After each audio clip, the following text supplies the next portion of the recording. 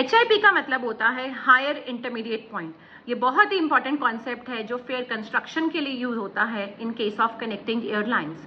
HIP concept ये बोलता है कि जो फेयर है, फाइनल फेयर है, जो फ्रॉम ओरिजिन टू डेस्टिनेशन, वो कभी भी कम नहीं हो सकता है from origin to intermediate point. इसको मैं एग्जाम्पल से समझाती हूँ।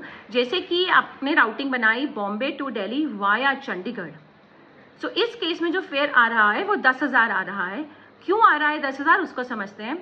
बॉम्बे टू दिल्ली का जो फेयर आ रहा है वो है 5800 के करीब। बॉम्बे टू चंडीगढ़ का जो फेयर है वो है करीबन 7400। सो क्योंकि जो इंटरमीडिएट पॉइंट है चंडीगढ़, बॉम्बे टू चंडीगढ़ का फेयर 7400 आ रहा है, तो यहाँ पर एयरलाइन HIP रूल लगा देती है कि फेयर जो है ओरिजिन टू डेस्टिनेशन का वो कम नहीं हो सकता है, क्योंकि इंटरमीडिएट तक का फेयर ज़्यादा है। सो इस केस में या तो फेयर 7400 ही लगेगा, final fare from Bombay to Delhi via Chandigarh, या फिर एयरलाइन ऐसा भी कर सकती है कि सम अप कर दे सेगमेंट्स के फेयर को।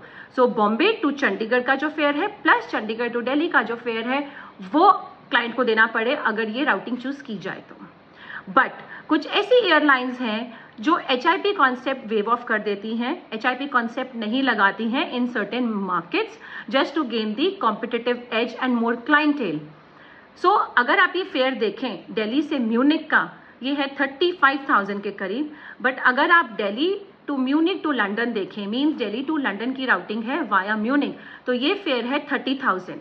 सो इस केस में HIP वेव ऑफ है या HIP का रूल लगा ही नहीं है। और ये आपको पता कैसे चलेगा कि HIP इसमें वेव्ड है या लगेगा?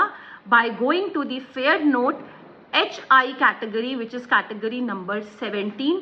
ये पढ़ के आपको समझ में आ जाएगा कि इस पर्टिकुलर केस में HIP रूल लगेगा या नहीं लगेगा। So keep watching and keep learning. Thank you.